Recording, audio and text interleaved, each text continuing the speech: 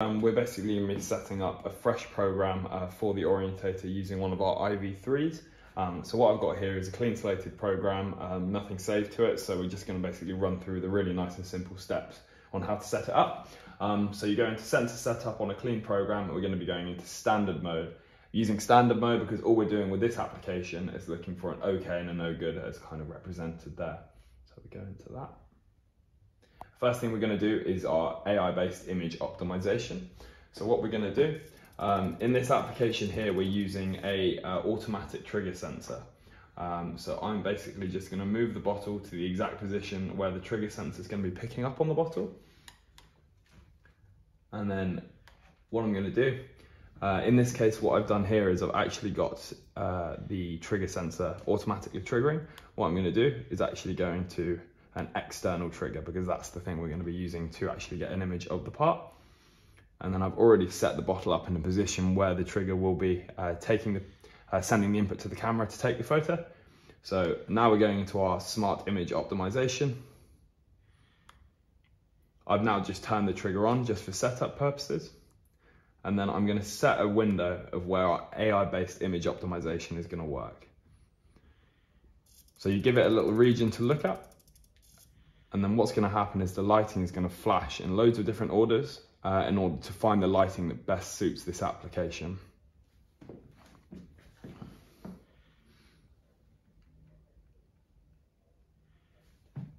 So once that's optimized, one thing that's really important for this application, because we are using it's a high-speed application, is the exposure time. We want to get the clearest image possible. To keep our processing time down mostly. So we can actually see up here the difference in exposure time. We want to try and get this to as low as possible. So just going through all the options that our AI-based image optimization has given us. This one's the lowest one we can see. So we can hit that. And then what we can do to get that even lower is we go into brightness adjustment. And we can actually try and get this down as much as possible while still getting a nice stable image. So I'll have a look here. We can get that exposure time down to around 1.5 milliseconds and still get a really nice clear image of our part. And then that's step one done. Step two is just registering the live image. Again, we're automatically overriding the trigger sensor just for setup. Register this image. Now this is where we're going to be setting up our tools. So on to step three. So we've already spoke about our AI-based lighting, but now what we also have is AI-based detection between OK and no good. So what we're going to do is we're going to set up a tool to basically work out the differences in this region of an OK and a no good part. So we'll say around here. Again, we're going to want to keep this nice and small so we can keep that processing time down. Probably about that size. And this is the really important bit. We're going to be teaching our OK and our no good images. Again, we're manually overriding the trigger sensor just for setup. This will be turned off and it'll only trigger when the bottle passes, when we actually run the application. So we're going to say this one's an OK image. What you'll see here is taken 9 different images, and that's basically accounting for any changes in ambient lighting. So we've already got a database of 9 images of that part. One thing that's really good to increase stability straight off the bat is actually just rotating your part a little bit just to account for any kind of variation and registering that as an OK image, and then maybe doing it the other way as well. Registering that as OK. And then finally maybe just saying this one's OK as well.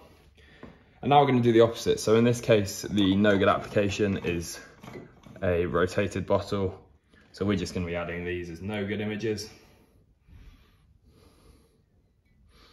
Just again, once teaching it a couple of images, just so it's really nice and stable. And that's step 3 complete. Now what it's doing is it's learning the differences in those images completely automatically, and it's done that quickly. And then that's step 3 done.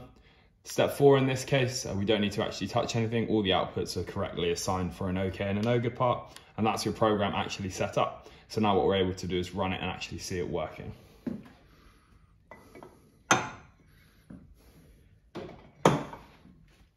So once we run that, you see at the moment the trigger is no longer being manually overridden. because we're actually waiting for an input from our trigger sensor. So now if we actually run the part.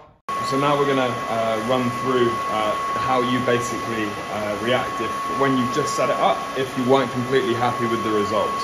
So in this case, this is our okay, this is our no good. So we then place this on the belt. We actually want this to be an okay image, but if you actually look at the score here, this isn't 100% stable as of yet. We say anything above 70, you're getting a nice stable score. Although this has passed the test, we want to make sure that we're getting 100% stable results. So if we go into additional learning, and just basically reinforce to the AI that no, this one is actually okay as well, you can just hit start learning, and then it will add this image to the database of okay images that we set up earlier. If for whatever reason this was actually a no good image, you could just swap that and say, let's reinforce this as a no good image and add it there. But in this case, we want to make sure our program's nice and stable. So we're just going to add an okay image, and that's now been added to the originally set data there. So if I run an okay,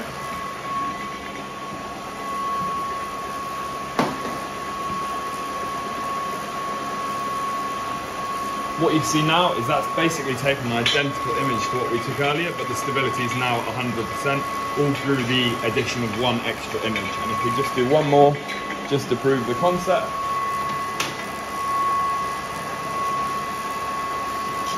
we're getting no lower than 99.